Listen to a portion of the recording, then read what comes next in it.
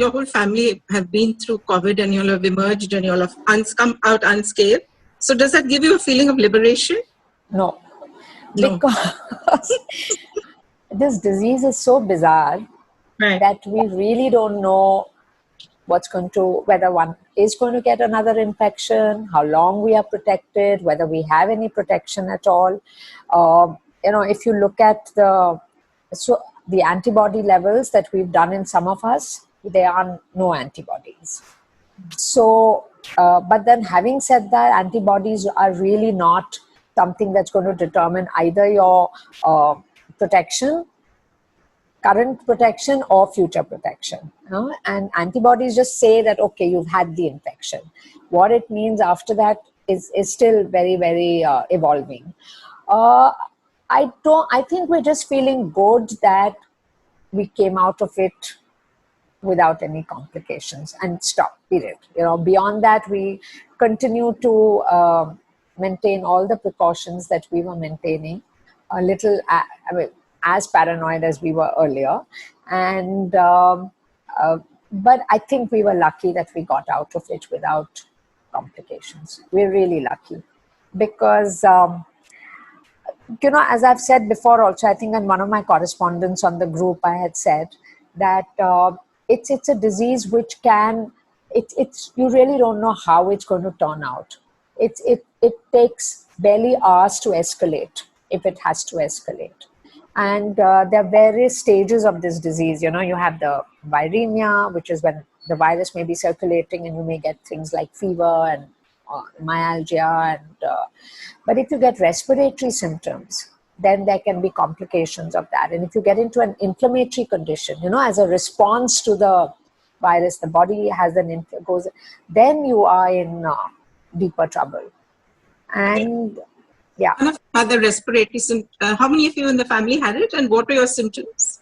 So we were 7 of. So I'm taking into consideration even our household help, because they are like family and they live with us.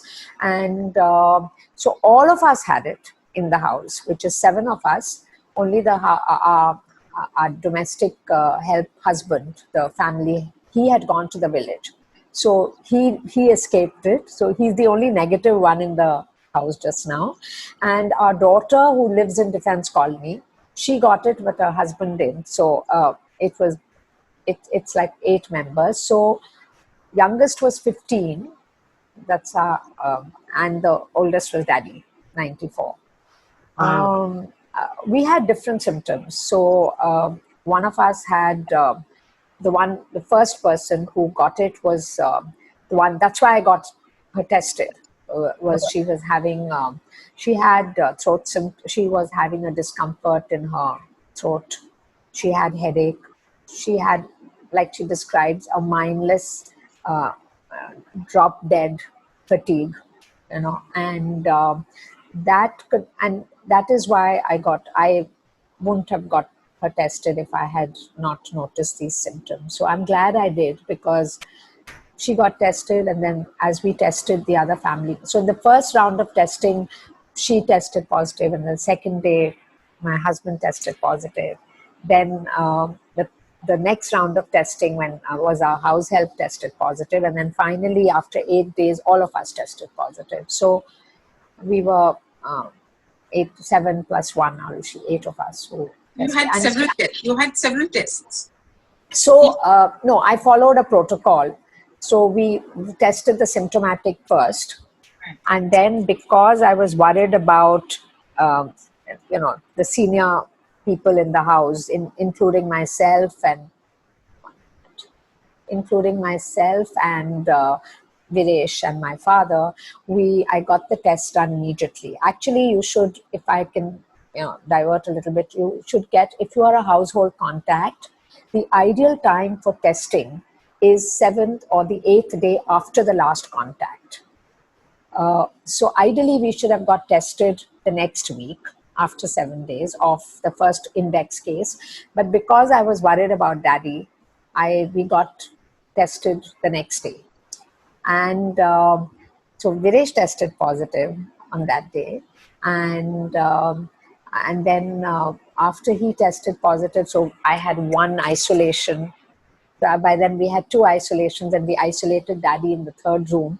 And I couldn't thank God enough for the number of rooms we had, because we were able to. And I just wonder, people who don't have, in the other areas, how they manage, because it's a tough thing, home isolation, and it actually should be very strict home isolation. So Viresh was, and I want to talk about this because I think it's important for people to understand that it doesn't matter if you test and get it, because it's better to know you have it, take all the precautions, than to keep worrying about having it. So testing is absolutely crucial.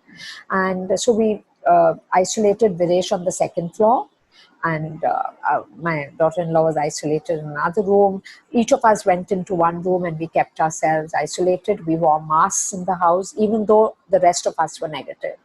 Then 3 days later, my house help, who was showing a equivocal test on the when we tested everyone, had to be retested because there was a doubt.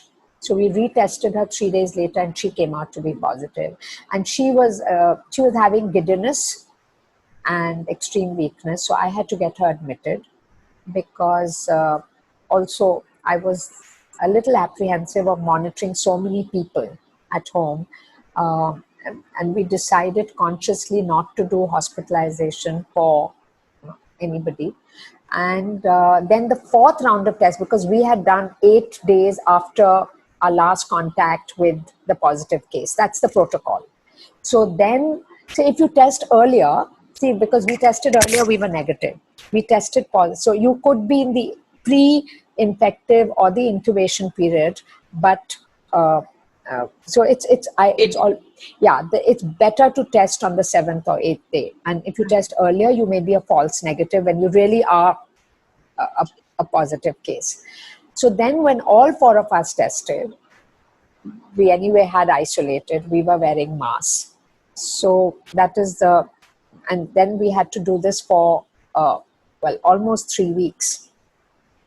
So in terms of monitoring, so the decision whether you should hospitalize or you should do home isolation is slightly difficult depending on who the case is. Like if you're asymptomatic or mildly symptomatic. So coming back to it, if you remember when I said symptoms, so the first symptomatic case we tested, the rest of us were not symptomatic, but we developed symptoms as we, so each one of us had different symptoms. One of us had just chest pain and back pain, chest pain, and a lot of fatigue.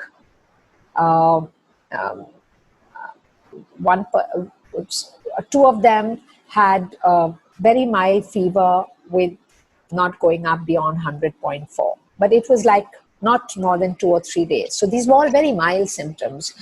Daddy, who I was really scared about, had his symptom was loss of appetite and irritability. Now, I don't know whether that loss of appetite was equivalent to loss of taste, because that's a known symptom for COVID. But he just went off food for 2-3 days, and that was a tough job for us to coax him into it. So in terms of symptoms, but...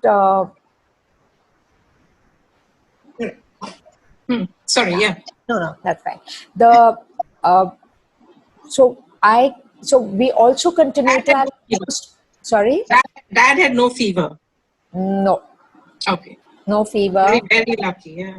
Very lucky.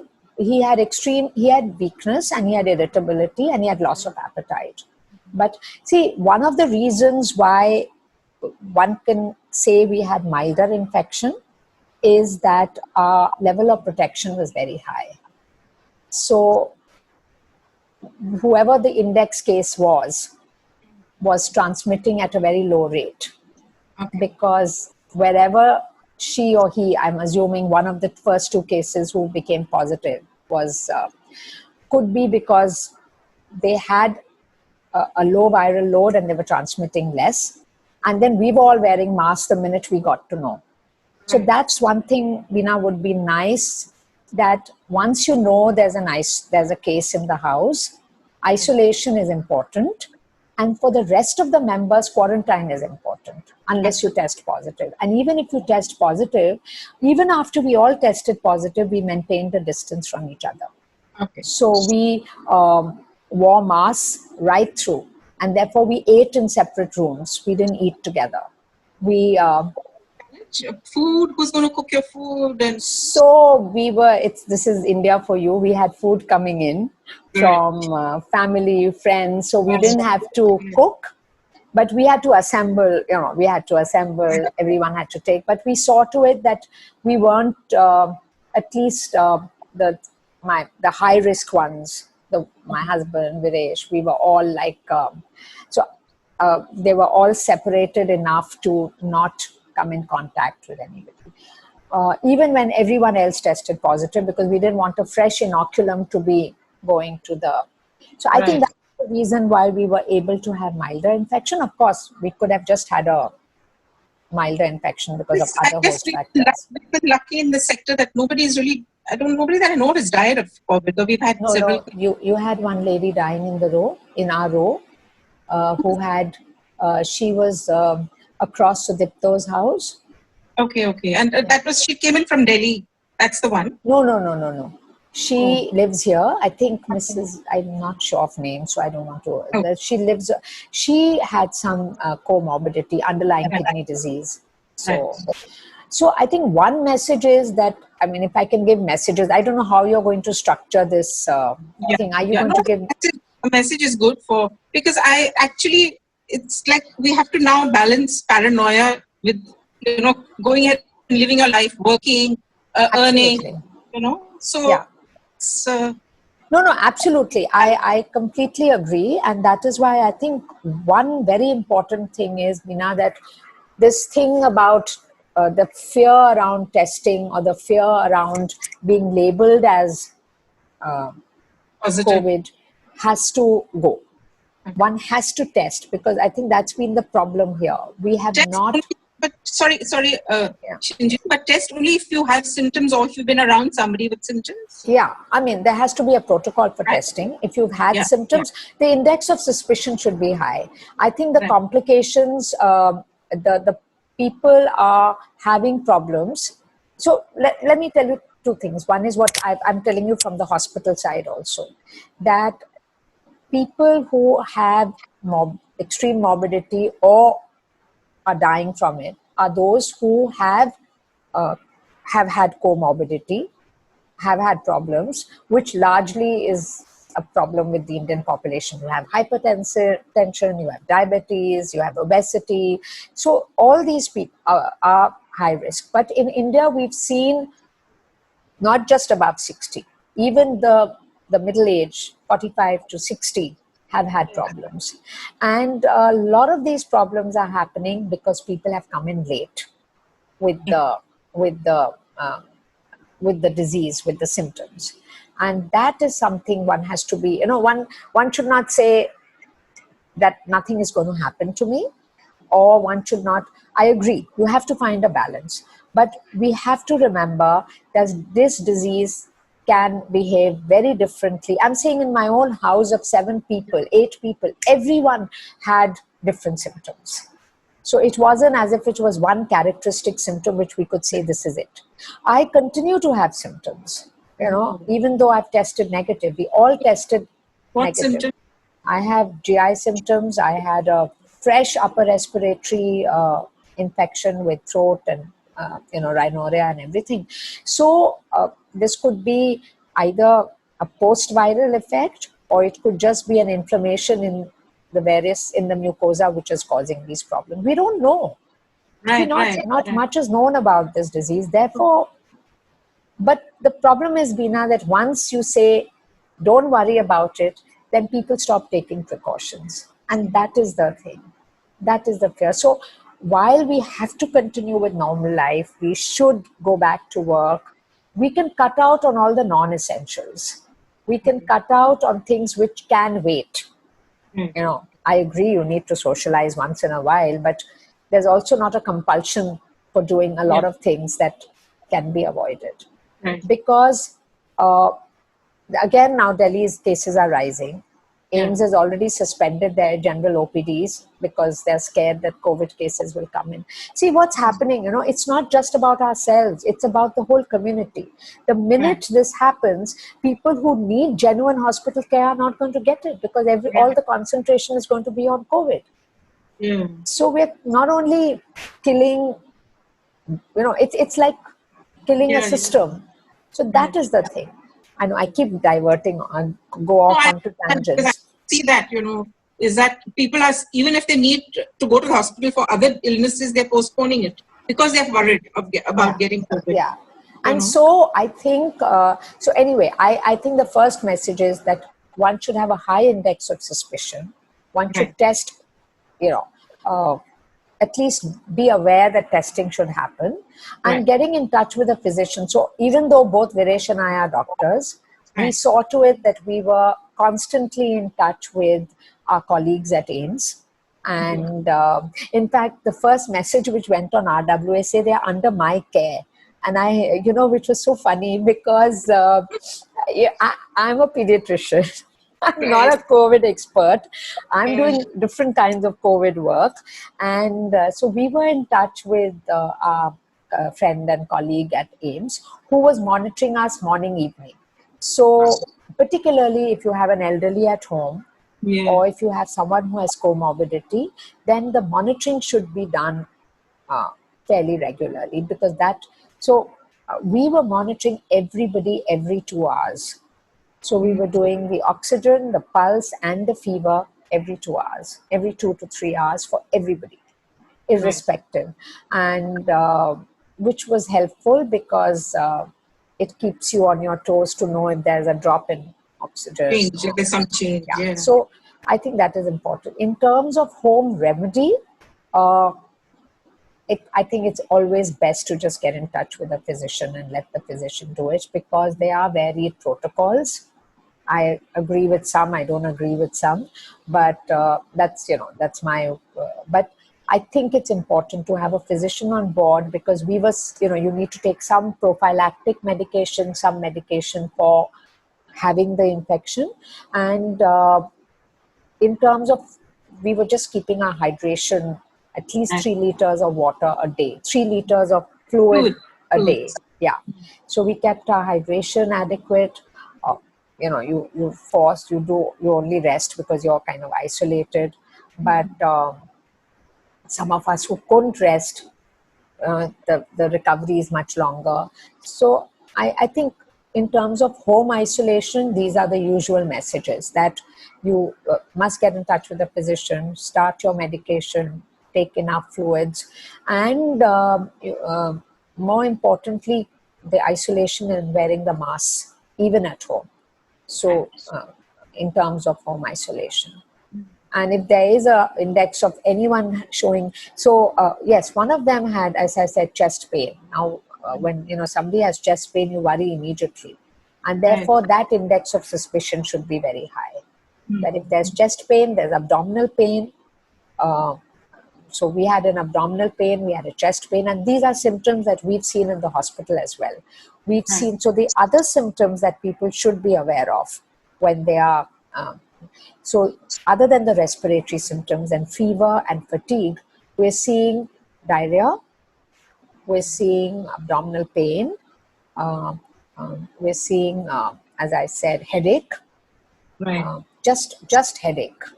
No fever. Yeah, no fever. A fever is, in fact, a lot of these non-fever symptoms we've seen in a fair amount. A third of patients who are coming with symptoms have no fever.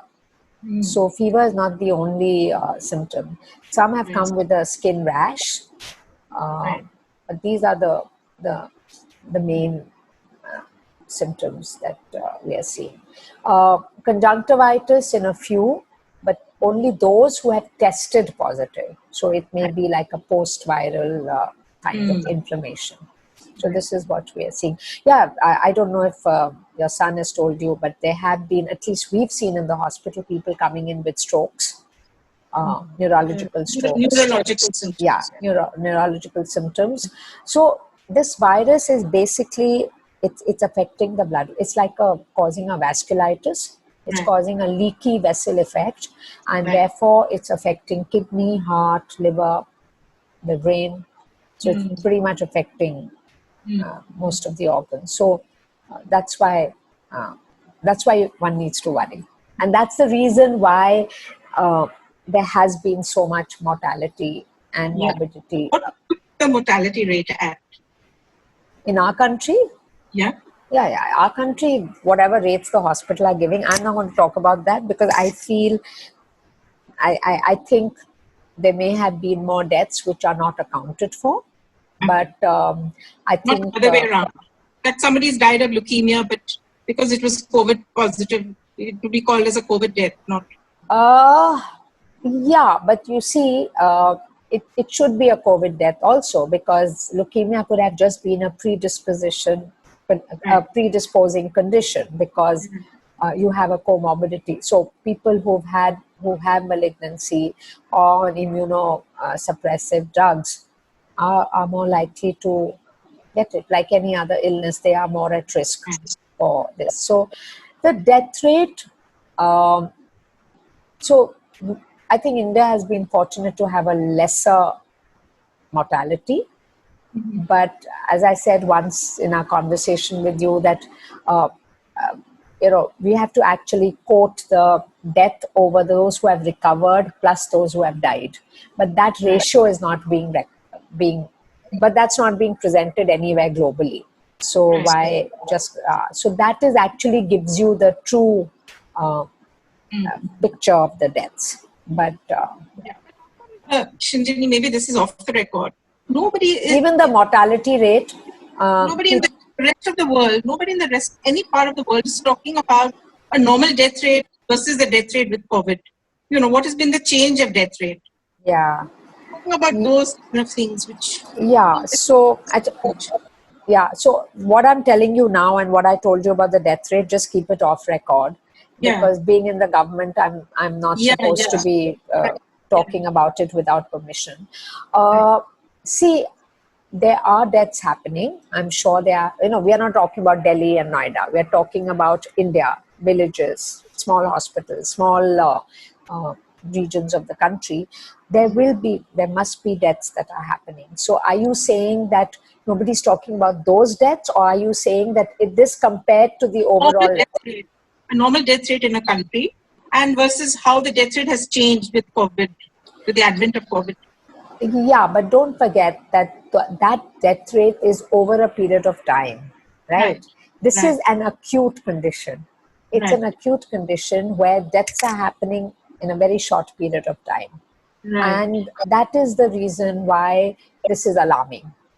I agree that deaths with other influenza, with tuberculosis, all that will be happening. But this is an added event, and an acute added event. Up the death rate. It should be pushing up the death rate. It should be. It should be. But I don't know what they are quoting as just now. Yeah. So it of course it must be. Yeah. I mean, it must be. It's just that even in other parts of the world is talking about this. It's like you're talking about COVID in isolation. You're not talking about COVID in a perspective of other diseases or other deaths. It's like we're isolating it and setting it aside from the rest of illnesses, the rest of life. Yeah, I'll tell you why. As a physician, I can explain the philosophy behind it. It's because, and that is why we tend to be a little more paranoid about it, because not much is known about this disease. It's new. Not much is known. It's new. It's causing alarming symptoms which the general public does not see. You see it in the hospitals. You see how the death comes very quickly. There's really not much you can do. We've had people who've, my own cousin was in the ICU for 55 days. I didn't think he'll ever come out of it.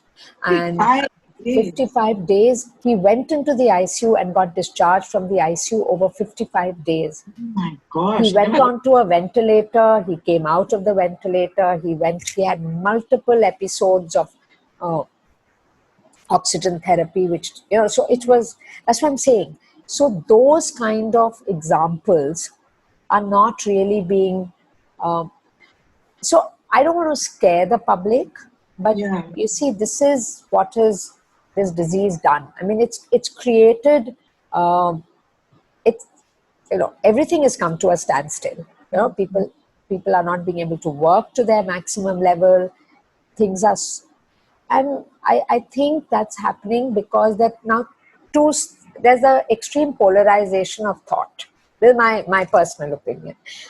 There are people who understand the disease and know how bizarre it is and know how dangerous it can be, how it can affect you. On the other hand, there are people who say it's like another virus. It will come and go. So we, as you're saying, we have to bridge this thing. And for people who are healthcare providers, the extreme nature of the disease will always be a worry. Patients coming to the intensive care, patients coming to the... So today, if AIIMS shuts down, unfortunately, they have to do it because they cannot manage COVID and non-COVID. You can imagine if this is happening to most of the hospitals, your health system is gone completely. So this is what this disease has done, and that is the reason, that's the philosophy, that you're dealing with something which has hit you, and you're still trying to understand the disease. Why is it that I didn't develop antibodies to the disease? I still don't know. And there are 15% of such individuals who don't develop antibodies. We don't know why. Is there better protection? Are we protected? What do you do in a country like India? So this has implications for herd immunity. You brought up that question.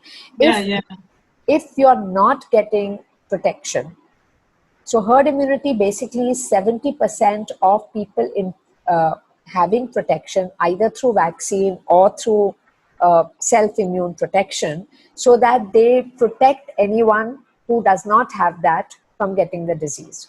Now that 70%, if we're not, I don't know when it's going to happen. And there's a very recent paper which has just come, which shows that it's not not the humoral antibodies which are coming up. Maybe there's some cellular immune response, which is something Brady Cannon or something. No, that is the cytokinin which may be released causing this. But I'm saying that the human immune response may be in the cells and not in the blood. So these antibodies may not be really in the blood. They may not be protective at all, and it's actually the cellular immune response. Now, these are things you need to study for the vaccine.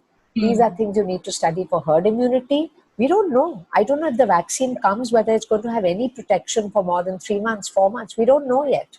And also they're saying there's different strains. You think there are different strains? I don't know yet. That is also there's a little blur there. But yes, if these strains have they mutate. And if they mutate, then your vaccine again needs, that's the problem with other... About a vaccine is that minimum it takes about 4 years to develop a vaccine. And if you do it in a few months, and it's not... So there has to be extreme caution at the moment in believing what is going to come from the vaccine story. We should be hopeful that things will happen, but we can't be expecting it to happen within the next It's not going to be a silver bullet. No silver bullet. No. And I don't think anybody's also saying that. I think it's more the media and all that, I think people who are in vaccine development understand the implications and will be very cautious about the regulations, these are vaccines which have to be evaluated through 3 phases. Yeah, exactly. So, and you have to be sure that you're not causing harm. Exactly. Protection. So, if they're found to be causing even harm to X number, which is a small x, that's bad enough for it to, that should not come out then. Right. So, in summary, I would say, and that's what I tell my students, I tell my younger colleagues, that at the moment, there's still much to be learned about this disease. And we don't know if the next, if I get another infection. So people are asking me, you're done with it? And I said, the only thing I can say, as I said, we've come out of it. Yeah. I don't know if I get another infection, will it be more severe or less severe? I have no idea. So I think at the moment... Closely, Shinjini. Sorry? I said, we'll be watching you closely. I know. On the lighter side, my family, all of us have become like a study cohort. So even at my institution and other places, there are lots of questions. Our blood samples have been taken. We've all enrolled for the study so that our blood samples can be evaluated for various studies. Yeah, because it's an interesting, and that's why I feel the public should, I think, contribute. So, Bina, I just have one thing to say, which I tell everyone. The government can do X amount, right? Beyond that, it is our responsibility. And I think as people who want the world to become normal, we will have to live with certain inconveniences to get that normal. And that can only come if we decide to, you have to wear a mask. You have to do social distancing. And don't be in situations where you have to take the mask off. I went to the bank today. Going for a walk outdoors is that? Yeah, walking outdoors is fine. I mean, the story of aerosol also is not very clear just now. There is community transmission, and there is certainly community transmission. So I still don't know how we got it. I'm the person who was going out the most to work. Right. I don't know how we got it. I still don't know. So this is community transmission because you don't know who the contact was. So I went to the bank today. Yeah. And I in fact rang up the manager today and I told her, I said, you have so many senior citizens coming into this bank. I went and I ran away after 10 minutes. Within 10 minutes, I'd gone to do some work for daddy. Mm-hmm. People were they were piling over each other to get their stuff done. There was people wearing masks which were not on their nose, or they were wearing a mask around their neck. I told those officers, I said, you people are at risk. You should refuse to talk to anybody who's not wearing a mask. I rang up the manager and told her that please ensure that not more than 3 people come into the bank. So that's where the balance has to be found. Who's saying stop the bank? Go ahead. Everyone has to go ahead. But at least follow some kind of, I don't know. I think people have just decided that it's better to get it and be done with it. But believe me, having done with it also, I wouldn't want to get it again. Right. That whole fear of its escalation, that inconvenience, the fatigue, it's not nice. So I don't know. I just feel that people have to understand, and anyway, people think I'm crazy about this. No, it's good because see, you're a doctor. One, you're a doctor, and one, you've had it. The whole family's had it, which is why we want to interview you so that you can share your experience and share your wisdom also with the community. I think the sector, the awareness should be community awareness. I think there should be. In fact, the government has also been thinking of initiating some public awareness programs, because if this virus is here to stay, say it's going to be here for another year, we don't know, maybe for a year, maybe for 2 years, it may go on at the same level, or it may come and go. But I think that, we've got to learn to live with it, but learn to live with it safely. And, the vulnerables have to be protected. There's no doubt about it. But the problem is also that some of the non-vulnerables can be deeply affected by it. Yeah. So I think I don't know how the sector can do it. I mean, But what you brought up about the bank is a very good point, because I haven't been to the bank. And, so we can have similar arrangements at the shops. I think in the shops, it's not too bad. People are doing some amount of, but, it's not perfect. And at the bank, that's a good point you brought about the bank. So many senior citizens.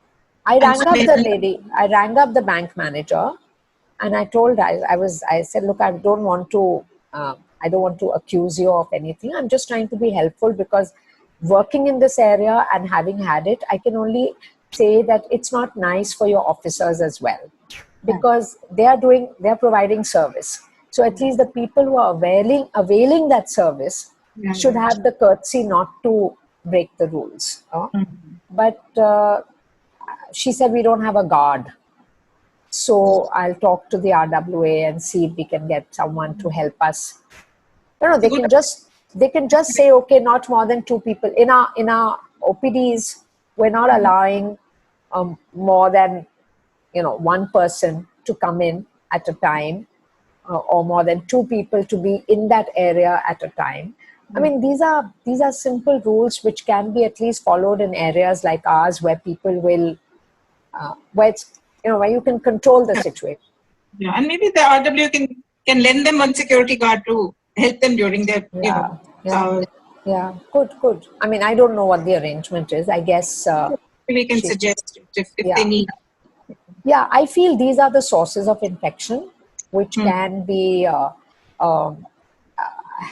it's easy to blame daily wages and house helps, but I don't know how many of us as responsible citizens are actually following the rules. I don't know. I mean, quite frankly, I've seen a lot of people without masks. I've seen people, and if you're wearing a mask inappropriately and touching the outside of the mask, then the whole purpose of wearing a mask is lost. Then you might as well not wear a mask. You're safer without a mask if you're going to, because that's where the virus settles, on the outside of the mask. And you have to cover the nose and the mouth, because this is the area where you exhale as well as inhale. Virus is going to enter. Yeah, or get out. Yeah, so, and those with valves should not be allowed, because, Great. I think it's been wonderful, Shinjini, and you really been so if anyone has any questions, we are happy. I'm happy to answer if anybody. Right. Yeah. Maybe I'll give you a phone number. Can I share your phone number? Sure, not a problem. Yeah. As long as they can message me, because I may not pick up an unknown number. Yeah, I would prefer. So you have a way to travel to Gurgaon every day? Gurgaon Faridabad Expressway. Wow. Yeah.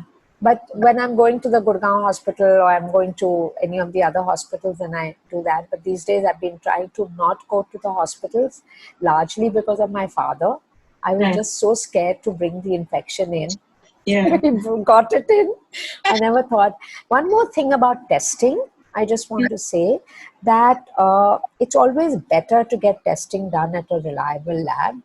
Yeah. Because so the RT-PCR, the one which is the gold standard, which everyone, which is what we should be doing, that is giving you a 70% sensitivity, which means that you may still be missing about 30% of cases. Could be having a false negative. So if you are symptomatic, right? Let's say that the first case in our house was tested and she was negative, but she was strongly symptomatic. It's always best to quarantine. Okay.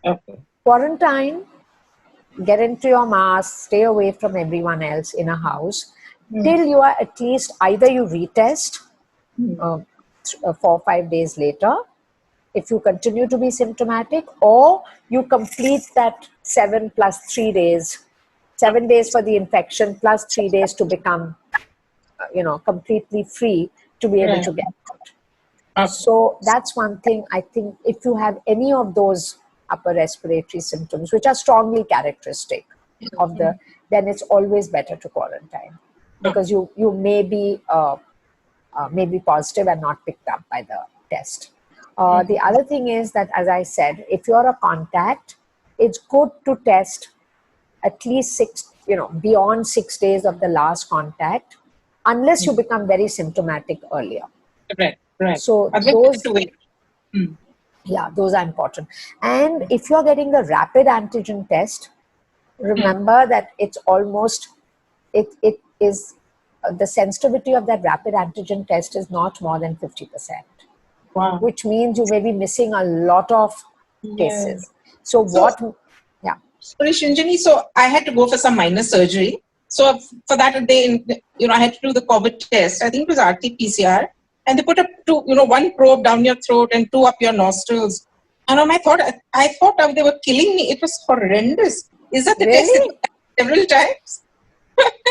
Okay, but I've had it done 4 times already now. And it's a little uncomfortable for a few seconds, like about 30 odd seconds when they do it. It's like taking a throat swab and and then up both nostrils. I don't know why they did both nostrils, because we are doing only one nostril. Oh, thank God. So I don't know which lab was this, I don't know. I had gone to Holy Family Hospital. Okay. And they did one down the throat and one up the nose, and I thought it was done with it, but they took one up the other nostril. Oh my God. They were just trying to be probably 100% sure that... otherwise one nostril and one throat. That's what we do. That's what we do. But then it's, again, you see, the expertise of the person who's doing it matters, because if you don't take it from the right area, you may miss the virus again. Correct. Yeah. So, there are a lot of these problems. And the other thing that I would like to tell people is, I'd like to say that when people are getting their antibodies done, one must remember that the antibodies have to be, depends on when they are being done. It's not just you have the infection and you get it done the next day. A lot of people are now are calling me up and saying, we got our antibodies done. I said, this is to test. So if you get it done after you've had the infection, there should be a certain period when you get it done. Also, if you're just getting them done, normally after 3 weeks is when you start getting the IgG antibodies, after 14 days, but it's ideally it may be after 21 days. We didn't get them positive even now. But if you're just getting a sero surveillance, that you just want to see whether you've had the infection in the past, not having antibodies does not also mean that you've not had the disease, So there's a lot of ifs and buts with these results. Which antibody are you doing? Which company it is? Which lab it is? What assay is being used? So there are a lot of ifs and buts, and a lot of these antibody tests have been approved in an emergency. So one has to be careful about they're all kinds available in the market now. I don't know. I'm not sure what the authenticity of many of them are. But anyway, I'm just saying that these are good labs. Yeah, it's good to go to a good lab. It's good to have an interpretation which is done by somebody who understands these things, rather than just a lot of public discussion, which Indians love to do. So anyway, so I think, I'm sorry I went round and round and round and round, but I've also learned a lot. I hope. Well, I didn't say anything new, but yeah.